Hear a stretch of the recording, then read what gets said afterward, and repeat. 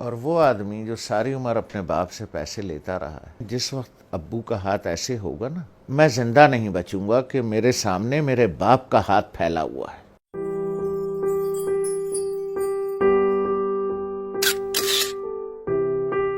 ایک دن میں بیٹھا ہوا تھا، اسلام آباد سے گیا تھا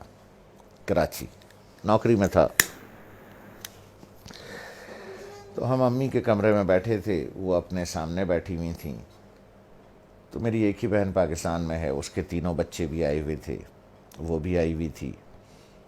تو ادھر صوفہ رکھا تھا تو اس پہ میں بیٹھا تھا، 2 لوگوں کا صوفہ تھا ہے وہ، تو والد صاحب برابر میں بیٹھے تھے، تو سب لوگ باتیں کر رہے تھے، تو میں نے کچھ 2-4 پیسے نکال کر کے والد صاحب کو ویسے ہی پیش کر دیے۔ تو میں نے عین اس موقع پر یہ کیا کہ جب میں سمجھا کہ کوئی نہیں دیکھ رہا ہے، ٹھیک ہے، سب اپنے اپنے گپ میں لگے ہوئے ہیں، کوئی نہیں دیکھ رہا ہے، تو میں نے اس موقع سے فائدہ اٹھا کے جلدی سے چھپا کے ابو کو، مجھے نہیں پتا تھا کہ امی دیکھ رہی، تو انہوں نے بڑے زور سے کہا دوبارہ دو، جیسے وہ ذرا سختی سے بات کرتی ہیں، تو مجھے یہ تو پتا چل گیا کہ انہوں نے دیکھ لیا، تو میں سوچ رہا ہوں کہ یہ کیوں کہہ رہی ہیں دوبارہ دو۔ ان کا نواسا ساتھ بیٹھا تھا، حمزہ، جو ماشاءاللہ 6.25 فٹ کا ہے، اس وقت 6.25 فٹ کا تھا، تو مجھے تو انہوں نے بہت سختی سے کہا دوبارہ دو، اور اپنے نواسے سے کہا حمزہ دیکھو ماموں نانا کو کیسے پیسے دے رہے ہیں۔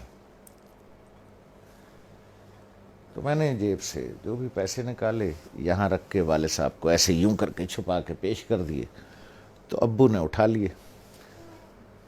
تو دوبارہ جب امی نے کہا کہ دوبارہ دو، حمزہ دیکھو ماموں کیسے پیسے دے رہے ہیں نانا کو،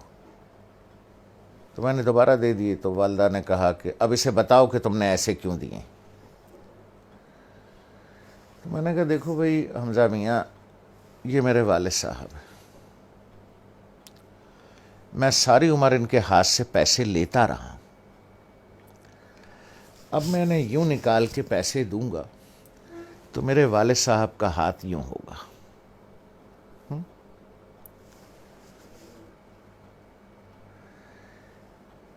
اور وہ آدمی جو ساری عمر اپنے باپ سے پیسے لیتا رہا ہے، جب میں نے کہا اپنے بھانجے سے، میں نے کہا حمزہ میاں جس وقت ابو کا ہاتھ ایسے ہوگا نا تو میں تو مر جاؤں گا، مجھے ہارٹ اٹیک ہو جائے گا، میں زندہ نہیں بچوں گا کہ میرے سامنے میرے باپ کا ہاتھ پھیلا ہوا ہے، اس لیے بیٹا میں ایسے دیتا ہوں یہاں رکھ کے کہ والد صاحب یہاں سے اٹھا لیں، انہیں میرے سامنے ہاتھ نہ پھیلانا پڑے، جس طرح سے پرانے وقتوں میں بادشاہوں کو نظر اور نیاز دی جاتی تھی نا یوں کر کے، اور بادشاہ اگر قبول کر لے اٹھا لے تو وہ نیاز قبول ہو جاتی تھی، جیسے آج بھی مزاروں پر ادھر ادھر پیروں کو ایسے کر کے نظر دی جاتی ہے، پیر صاحب ہاتھ لگا دیتے ہیں یا کبھی کبھی اٹھا بھی لیتے ہیں، تو سمجھیے وہ نظر اور وہ نیاز قبول ہو گئی۔ تو میں نے کہا بچے جس وقت میں یوں کر کے دوں گا اور ابو کا ہاتھ ایسے اٹھے گا میں تو مر جاؤں گا بیٹا، کہ میرے باپ کا ہاتھ میرے سامنے پھیلا ہوا ہے، تو اس لیے میں ایسے کر کے نظر پیش کرتا ہوں چھپا کے کہ کوئی دیکھ نہ لے ہیں کہ باپ ہاتھ پھیلا رہا ہے، نہیں نہیں نہیں نہیں، باپ نظر قبول کر رہا ہے، اس نے ہاتھ لگا دیا تو قبول ہو گیا۔ اب وہ حدیث مبارک کا مفہوم ذہن میں لائیں، جب سرکار رحمت اللہ عالمین صلی اللہ علیہ وسلم نے بیٹے کا گریبان پکڑ کے کہا کہ تو اور تیرے پاس جو کچھ ہے تیرے باپ کا ہے، لوگ بھاگتے ہیں، میں آخری بات کروں، لوگ بھاگتے ہیں وہ فلانے پیر صاحب سے دعا کرا لیں، ہیں جی، وہ فلانے مزار پہ دعا کر لیں، وہ پیر صاحب کا جھوٹا پانی پی لیں، ہیں جی، وہ پیر صاحب کی جوتیاں اٹھا لیں، بخشے جائیں گے، ثواب ملے گا۔ ارے یار 2 عدد پیر تمہارے گھر میں بیٹھے ہیں،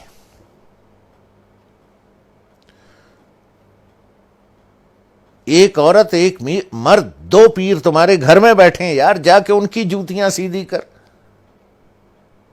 ان کا جھوٹا پانی پی، ان کے پیر دبا، پیر صاحب کے بجائے باپ کو نظر اور نیاز پیش کر، جا کے ابا کے جوتے پالش کر،